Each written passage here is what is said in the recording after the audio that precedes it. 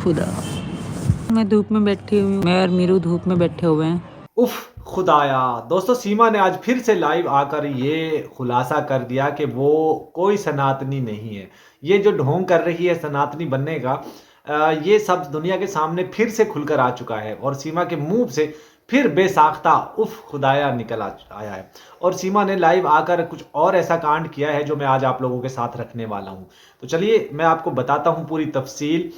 सीमा को कुछ लोग कमेंट कर रहे थे और जिसमें एक महिला भी थी, ग्रेटर नोएडा से ही थी, 12 सेक्टर से। उसने इसको कमेंट किया, उसको ये गालियां दे रही थी और कहती गेट आउट। बाद में जब उसने दोबारा मैसेज किया और उसने कहा कि मैं नोएडा से ही हूँ, सेक्टर 12 से, तो फिर ये थोड़ी शांत हुई। ये डर गई कि ये ना हो ये मेरे घर पहुंच जाए, मुझे मेरे ऊपर कोई इल्ज़ाम लगा दे। आपको याद है कुछ अरसा पहले इसने पारुल को गालियां दी थी, उसके बाद इसने और पारुल ने दोनों ने एक दूसरे से माफिया भी मांगी, बल्कि मैं तो ये कहता हूँ पैसे देकर मामला रफा दफा हो गया था।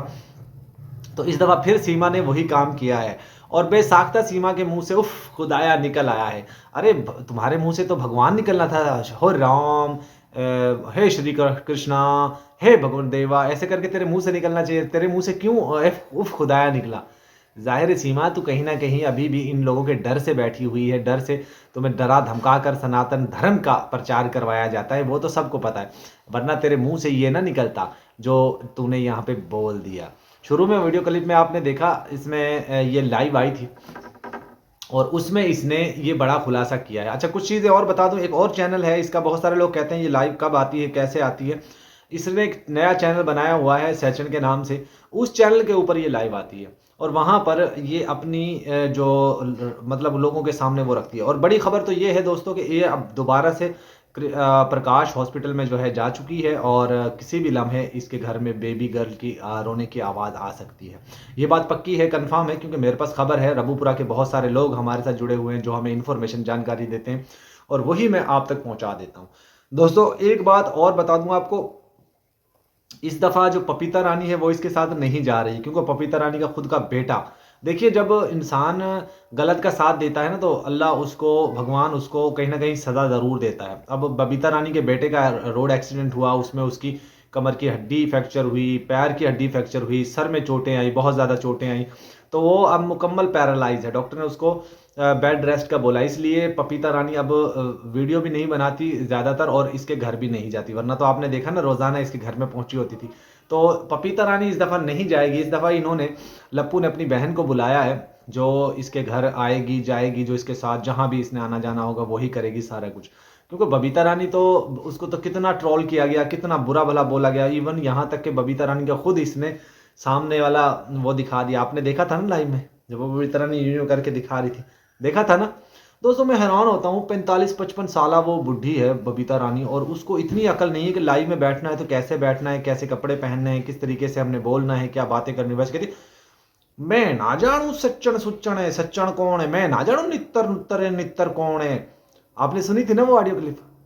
बताइए जरा, सुनी थी ना, जिसमें ये कह रही थी मेरा चैनल आज मैं तो अपना बच्चा ने पालू, चैनल चला चला के मैं तो भाई छोड़ूंगी आए, मैं तो दोबारा से अपना वो कपड़ा ने सिलाई वाला काम करूँ। दोस्तों ऐसे लोग हैं, गाय का गोबर इकट्ठा करके उसकी उपले बनाकर ये उसको बेचते हैं।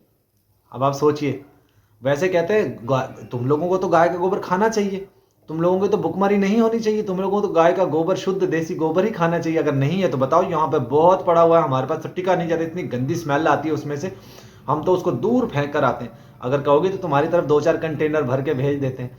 तो ये पपीता रानी की बहुत सारी ऑडियो कॉल्स मैंने आप लोगों को सुनवाई थी, याद है ना आप सबको।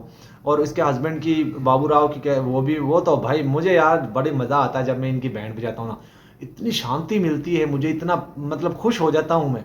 और ख़ास तौर पे सीमा की जब बैंड बजाते हैं ना उस्ताद दोस्तों, उस वक्त तो बड़ा ही मज़ा आता है। अब लप्पू मरा हुआ चूहा झिंगूर, उसको भी देखा आप लोगों ने कि वो कैसे जो है वो सबके सामने आकर और रोता है, चीखता है, कभी सीमा को डांट भी देता है। मज़े की बात तो ये है कि ये बैक डोर सीमा को फटकार भी लगा देता है और कई दफ़ा उसकी धुलाई की है इसने, कई दफ़ा उसकी पिटाई की है और उसमें कहता लाल है सारी गड्डी लाल है, कई दफ़ा ये हुआ है। यकीन नहीं आ रहा आपको? आना चाहिए आप लोगों को यार यकीन, क्योंकि आपका भाई हमेशा सच्ची और पक्की खबरें आपको देता है, कभी भी झूठ नहीं बोलता। वही इन्फॉर्मेशन, वही जानकारी जो मेरे पास आती है वो मैं आप तक पहुंचा देता हूं एज इट इज़। क्योंकि हमारे सूत्र बहुत हैं वहाँ पर रबूपुरा में। बबीता रानी हो, उसका बेटा हो, उसका हस्बैंड हो, इसके अड़ोस पड़ोस वाले हो, इसके घर में इंटरनेट लगाने वाला, इसके घर में कैमरे लगाने वाला, वो सारे लोग हमारे राब्ते में। दोस्तों वीडियो कैसे लगे कमेंट में जरूर बताइएगा और सीमा के लिए लान दे जरूर भेजिएगा। Good bye.